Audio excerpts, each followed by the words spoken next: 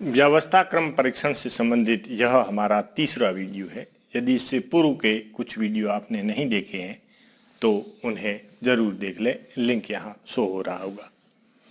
एक बात मैं कहना चाहूँगा कि यदि आपको इनमें से कोई भी सवाल समझ में नहीं आए तो आप कमेंट्स बॉक्स में नीचे ज़रूर लिखें, मैं उसके लिए एक अलग सी वीडियो बनाऊँगा। कुछ विद्यार्थियों की सवाल आए हैं तो मैं उनको इकट्ठा कर रहा हूँ और जब ये 10 मिनट के आसपास के उत्तर हो जाएंगे तो उसके लिए मैं अलग से वीडियो बना दूंगा। तो आप कमेंट्स बॉक्स में जो भी आपको बात समझ में नहीं आई आप ज़रूर लिख लें। अगला सवाल है कि यदि अंग्रेजी वर्ण वाला A to Z को यदि विपरीत क्रम में लिख दिया जाए तो उसके आधार पर सवाल पूछे गए। तो हमने पहले इसको विपरीत क्रम में लिखा। देखो बच्चे यहाँ क्या गलती करेंगे, पहले Z फिर Y X फिर भूल जाएंगे, फिर वो लिखेंगे, फिर भूल जाएंगे। आपको इधर से शुरू करना है, ABCD से लेकर Z तक, और फिर इसके ऊपर गिनती लिख देनी है ताकि हम इसके उत्तर आसानी से दे सके। हालांकि ये बात मैंने आपको पेपर शुरू होने से पहले आप यदि लिख ले तो ज़्यादा आसान होगा यदि परीक्षा में इस प्रकार का सवाल आता है तो दाईं ओर से 16वां, दाईं मतलब राइट साइड से 16वां, 1 2 3 4 5 6 7 8 9 10, यहाँ 10 लिख लेते हैं, 11 12 13 14 15 16वां, ये P है। तथा बाईं ओर से 13वां, ये है N। इनके बीच में कौन है, आराम से आप उत्तर दे दोगे, O है। N बाईं ओर से कौन से स्थान पर है, आप आसानी से उत्तर दोगे, 13 पर है। पांचों वोवल्स यानी स्वर UOIEA आरंभ से कौन से स्थान पर है, तो U देख लीजिए छठा है, O आप देख लीजिए 12वां है, I आप देख लीजिए 18वां है, E आप देख लीजिए 22वां है, और A हम सभी जानते हैं 26। एक शब्द है सोशलाइजेशन। इसमें पूछा गया कि दाहिने से 8वां, राइट हैंड से 1 2 3 4 5 6 7 और ये 8वां, इधर से ये 8वां हुआ, और बाएं से 1 2 3 4 5 6 7 8 9 10। अब इसने पूछा कि इसके ठीक मध्य कौन सा है, तो इसके ठीक मध्य आप देखिए, एक इधर और ठीक मध्य ये है, तो उत्तर आया Z। यदि वोवल्स हटा दिए जाए, स्वर सारे हटा दे तो कितने अक्षर बचेंगे, तो हम O को हटा देते हैं, उसके बाद I को, A को, फिर I को, फिर A को, फिर I को, फिर O को। कितने बचे, 1 2 3 4 5 और 6। कितने अक्षर दोबारा प्रयुक्त हुए हैं, तो हमने इस पे गलत कर दिया। आप ऐसा करें काम, बिल्कुल इसको न छेड़े, नए रफ पन्ने पे लिखें, तो आपको ये दोबारा करने की जरूरत नहीं होगी। जैसे मैं यहाँ दोबारा लिखना पड़ रहा है मुझे, LIZATION।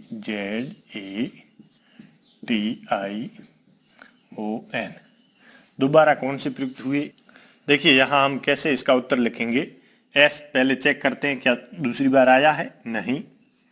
O चेक करते हैं क्या दूसरी बार आया है, जी हाँ, O 2 बार। C चेक करते हैं क्या दूसरी बार आया है, जी नहीं। I चेक करते हैं क्या दूसरी बार आया, 3 बार। A चेक करते हैं, जी हाँ 2 बार। L चेक करते हैं, नहीं आया। I चेक करते हैं, 3 बार आ चुका है। Z चेक करते हैं 1 बार। A चेक करते हैं 1 2 बार, ये हो चुका है, और ये I दोबारा हो चुका है। अब हम T चेक करते हैं, दोबारा नहीं आया। I चेक करते हैं तो I 3 बार आ चुका है, हम इसको I से मिला लेते हैं। O चेक करते हैं, देखिए 2 बार आया है, और N चेक करते हैं, सिर्फ 1 बार आया। पूछा कि कितने अक्षर है जो दोबारा आए हैं, तो 1 2 कि एक तो O 2 बार आया है, फिर I 3 बार आया है, फिर ए 2 बार आया है, फिर कोई नहीं आया, तो ये 3 अक्षर है, ये दोबारा प्रयुक्त हुई। दोबारा का मतलब रिपीट। शब्द को यदि हम क्रम से लिखें और कोई भी शब्द की पुनरावृत्ति नहीं हो तो प्रारंभ से चौथा अक्षर कौन सा होगा। तो आप जानते हैं पेपर देते ही हमने ये चीज लिख ली थी। तो हम यहाँ नंबर दे देंगे। एस को हमने नंबर दिया 19, ओ को आप कितने नंबर देंगे? जी हाँ 15, सी के लिए 3, आई के लिए देखिए 9, ए के लिए 1, एल के लिए आप देख लीजिए 12, आई के लिए 9, जेड के लिए 26, ए के लिए 1, टी के लिए 20, आई के लिए 9, ओ के लिए 15 और एन के लिए 14। अब हमें एन को क्रम से लिखना है तो हम सबसे पहले लिखेंगे ए के बाद में सी 3 नंबर, 3 के बाद में आप देख रहे हैं 9, आई के बाद में 12, आई के बाद में 12 एल, एन 14, ओ 15 और 15 के बाद में हम जाते हैं एस 19,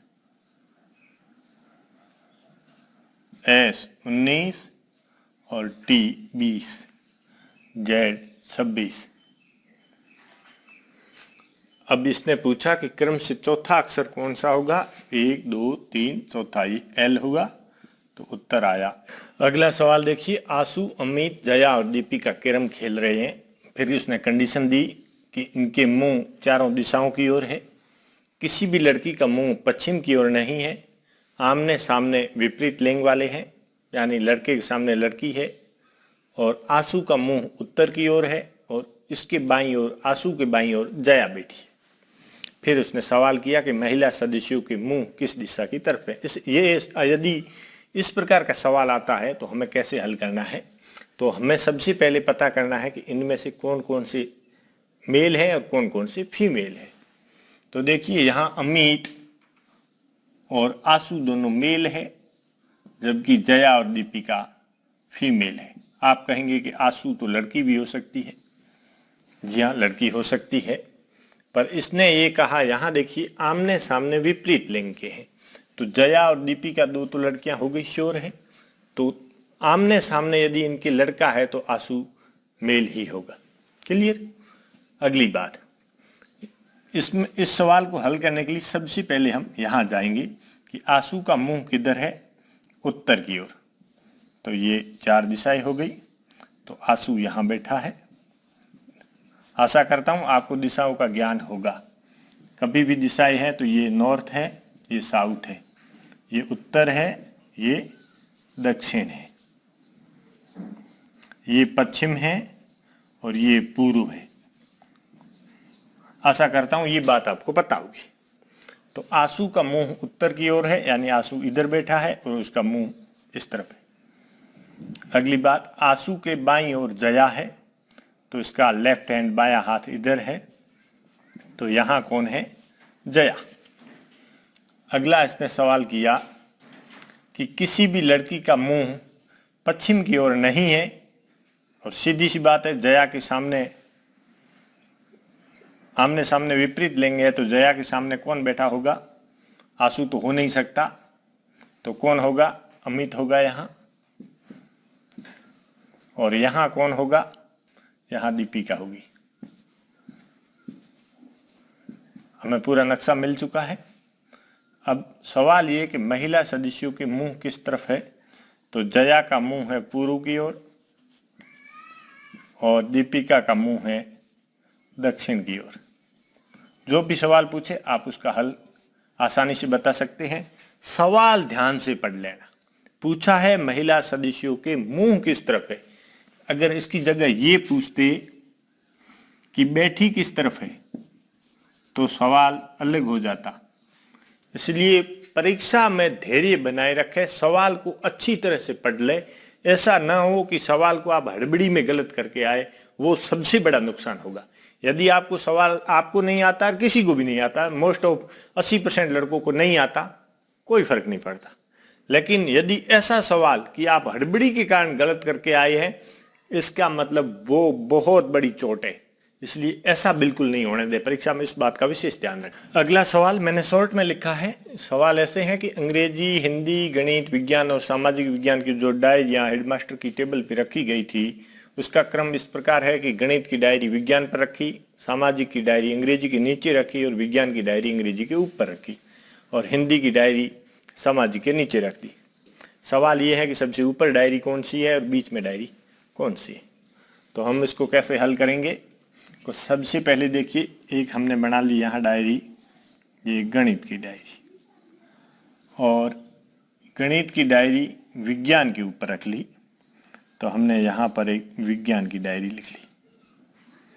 अगला सवाल, सामाजिक की डायरी अंग्रेजी के नीचे, तो हमने यहाँ अंग्रेजी की डायरी बना ली और एक यहाँ पर हमने सामाजिक की डायरी लिख ली। तो देखिए, सामाजिक की डायरी अंग्रेजी की डायरी के नीचे। अगली बात, तथा हिंदी की सामाजिक के नीचे, हिंदी की डायरी हमने सामाजिक के नीचे रख ली। गणित की डायरी विज्ञान के ऊपर है, सामाजिक की अंग्रेजी के नीचे है, और विज्ञान की डायरी अंग्रेजी के ऊपर है। यहाँ देखिए, ये क्रम है, ऊपर है तथा हिंदी की सामाजिक के नीचे, ये क्रम हो गया। तो सवाल ये पूछा कि सबसे ऊपर डायरी कौन सी है? जी हाँ, गणित की। और मध्य में कौन सी है? दो ये और ये होगी मध्य में अंग्रेजी की। हाँ, अगला सवाल, 6 व्यक्ति खाने की मेज पर बैठे, अ, ब, स, द, य और र। अ, स के सामने बैठा है। जैसे मान लीजिए ये खाने की एक मेज, मान लेते कि अ यहाँ बैठ गया। आप कहीं भी लिख सकते थे, कोई फर्क नहीं पड़ता, स्थिति वही रहेगी। आप यहाँ लिख देते, यहाँ लिख देते, यहाँ लिख देते, यहाँ कोई फर्क नहीं पड़ना था। अ के सामने आपको स बिठाना है। तो देखिए, टेबल पर आमने सामने लोग खाना खाने बैठते हैं, ऐसे बैठते हैं। अ बैठा, इधर स बैठेगा, और अ के विकर्णतः र बैठा है। देखिए, इसका विकर्ण यहाँ बनेगा, तो यहाँ देखिए र बैठ गया। अ और द एक और अंत में है। देखिए, ये जो कोना है, टेबल के एक और बैठे हैं, अ के साथ में यहाँ द बैठा है। स यहाँ हो गया, र यहाँ हो गया। बचे कौन? य और ब। अब यदि य यहाँ बैठेगा तो ब यहाँ बैठेगा, या ब यहाँ बैठेगा तो य यहाँ बैठेगा। सवाल पूछा कि य के सामने कौन है, बचा कौन? ब, तो उत्तर हो गया ब। अगला सवाल है, ए बी सी डी और ई एक पंक्ति में बैठे हैं, और कंडीशन है कि ए बी के दाईं ओर बैठा है। ये सवाल है, ए बी के दाईं ओर बैठा है। देखिए, दाईं ओर कौन है? ए, किसके? बी के। तो ये बी है और ए बी के दाईं ओर है, तो हम ए यहाँ लिखेंगे, बी यहाँ लिखेंगे। देखिए, बी के दाईं ओर है कौन? ए। अगला, डी बी के बाईं ओर है, बी के बाईं ओर कौन है? डी, तो ये बाईं ओर हो गया, लेफ्ट साइड। परंतु सी के दाईं ओर है कौन? डी, तो हम सी यहां लिखते हैं। अगला, ए ई के बाईं ओर है, ए है किसके बाईं ओर है? ई के, तो हम यहां ई लिखते हैं। सवाल की बाईं ओर से पहला कौन है? उत्तर होगा सी। अगला सवाल देखिए, अ ब स द य और र केंद्र की ओर मुंह करके एक वृत्ताकार घेरे में बैठे। द य के बाईं ओर तथा र के दाईं ओर है। तो सबसे पहले हम एक वृत्ताकार यहाँ घेरा बना लेते हैं। तो हमने ये वृत्ताकार घेरा बना लिया, और इसमें 6 आदमियों को हमें बिठाना है। तो हम इस प्रकार से 6 आदमी बिठा देते हैं। सवाल है कि द य के दाईं ओर है, आप कहीं पर भी द लिख ले। अब ये द, य द के बाईं ओर है, तो इस द का बायां हाथ किस तरफ होगा? य का बायां हाथ यानी लेफ्ट हैंड इस तरफ होगा, तो यहां यह होगा। अगला उसने कहा तथा र के दाईं ओर है, तो र यहां होगा और र का राइट हैंड इस प्रकार होगा, राइट हैंड। तो र का राइट हैंड य की ओर है। ध्यान देना, य द के बाईं ओर, द के बाईं ओर कौन है? य। तो द के बाईं ओर है य, तथा र के दाईं ओर और र के राइट साइड में है। बिल्कुल ठीक। इसको करते हुए कंफ्यूज मत होना, लेफ्ट राइट से भी ध्यान रखना और दायां बायां से भी ध्यान रखना। स अ और ब के बीच में। अब देखिए यहां 3 तो स्थान भर गए, 3 ही बाकी बचे। तो स अ और ब के बीच में है, तो पक्का है कि स यहां होगा, यहां अ है तो यहां ब होगा, और यदि यहां ब है तो यहां पर अ होगा। अगला र य और अ के बीच में है, ये र य के और किसके बीच में? अ के बीच में, तो यहां पर ब नहीं होगा। हम यहां से ब को मिटा देते हैं। जब हमने यहां से ब मिटा दिया तो यहां से हम क्या मिटाएंगे? अ। तो ये सारी कंडीशन भर चुकी है। सवाल कि ब के बाईं ओर कौन है? ये ब है, ब का लेफ्ट हैंड कौन सा होगा? ये होगा, तो इसके बाईं ओर कौन है? द। अगला सवाल, स के दाईं ओर कौन है?